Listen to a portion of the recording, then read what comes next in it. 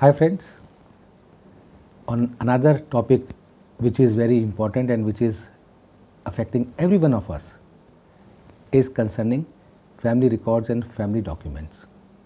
When I say family, family means husband, wife, kids, parents, brothers, sisters if there is a joint family. If one person is taking care of all the records, then it's for him. If respective families are taking care of their records, it's for them, each of them. Whether it's a family records in terms of their personal documents or whether it's like a business documents records, I'm talking about is what is important for them to keep, for how long and why. Because a document, if needed at a right time and if it is not available at the right time, then it's of no use. Hence, not only safekeeping that, but easily accessing that so that when it's required, it's available. And at the same time, it should not be available to a person who can misuse it is also important from the safekeeping it. So now, what are the documents which are the personal records? Personal records are very important from the point of view is when we say when a child is born, a birth certificate. So hence birth certificate is very important document. We should take it from the hospital. Besides the hospital, from the municipal corporation under which your address comes. These two documents should be kept as a laminated and scanned copy so that its reference is not missed out anywhere. And if any chance at any given point of time you lose them, with that reference you can get true copy or certified copy or duplicate copy from the respective authority.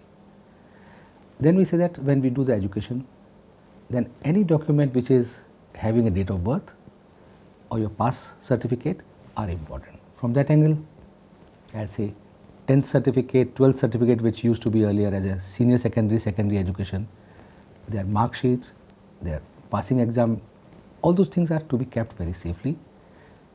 When we are 50-year-old, 55-year-old, at that time when we need to see any certificate like this, and if it is not kept safely, then that time we miss out, oh, where are these?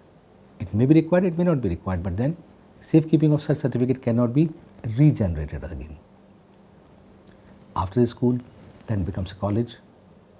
Similarly, when we pass out the college, the degree of the college, not only degree, anything professional degree, then it's a degree of the professional part, whether it's a MBA, whether it's a medical, whether it's a engineering, whether it's a chartered accountancy, anything like that part.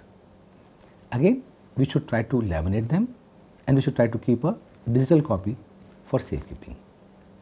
Once we have become an 18-year plus, then several other things also come into play, like your permanent account number, Aadhaar, because you can now cast a vote, hence election card.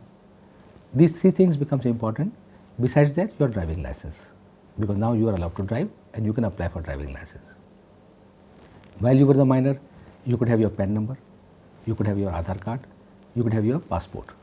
So these things, if you are holding, then obviously from the minorhood till then, and once you have become major, 18-year plus, then in any case these carry a very big importance. Wherever there is a photo ID given, like a PAN card, like a passport, and if you have taken a PAN card or passport during your minorship, then it is requested that it is suggested also that when you become 18-year or 20-year, where your photograph becomes more like a adulthood, which is going to be perpetuity, you please change your PAN card and passport to bring to your current actual identity, because then it becomes your identity proof as well. Your PAN number remains the same, your passport number remains the same, photographs changes, sometimes passport may change also, but then it does not affect your any eligibility or diseligibility to not to travel. Your visas continue to be valid and there is no issue at all. After that, I come to your any post qualification documents.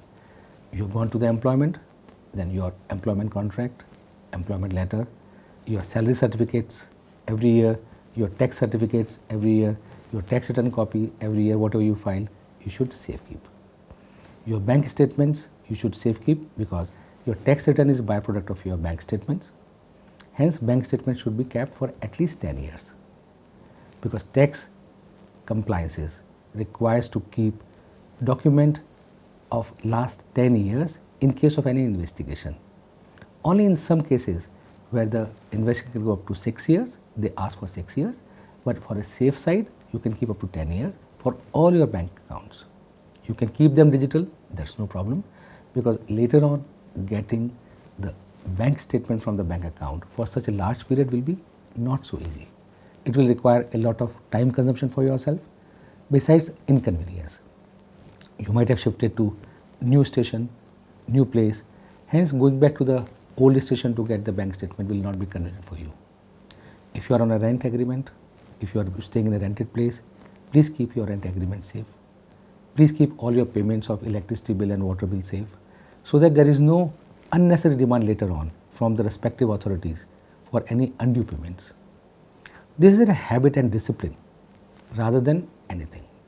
Suppose you are staying in your own property which is inherited by you, made by your father, then at least your house tax receipt which you pay every year is very important, besides the electricity and water bill.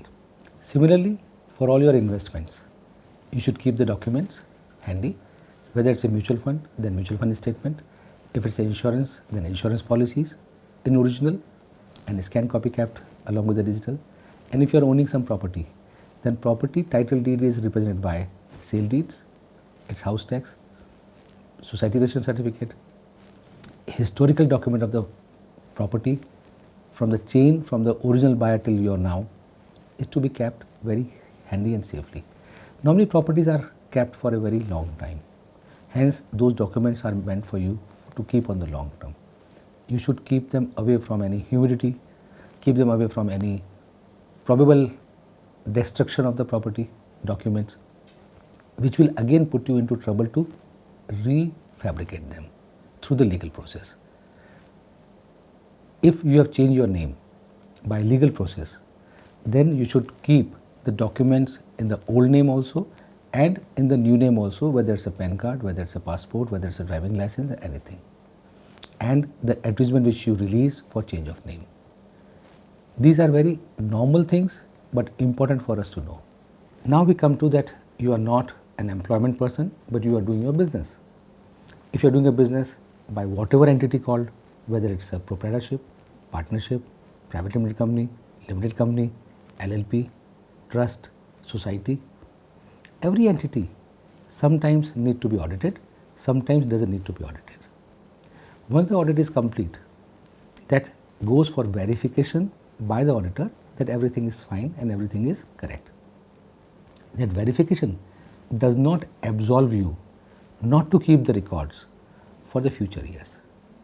There is only for some statutory requirement where they have said that now the verification is not required. So friends, after audit, after tax return, after everything is done, please keep the documents handy and safe for 10 years as I have stated, for the purpose of your all future requirement. And I am sure this will help you to do the needful when the documents are required, and it will be very easy for you to present it. This applies for any Indian asset, any overseas asset, anything like which is important and which can be of use in future. The space does not require a lot, it's a discipline in your mind which is required. I would strongly feel, even if for the marriage of your kids, self-marriage or anything, please keep the handy marriage card for all times to come. Marriage certificate in any case is a document which is important, but marriage card and other things which are of a sentimental value also for you. When you see it after 30, 40, 50 years, go, this is my marriage card, when I see it, how did it happen and all, like a photograph. All those things are very important in your life for your sentiments and for your cherishing the old memories. So friends, this is more on a, not from the legal angle or tax angle or otherwise, it's a general guidelines what and which will help you, and it is not difficult and it does not occupy much space in your house. If kept digital, originals may require a few files to keep it, that's it. Thank you friends, thank you.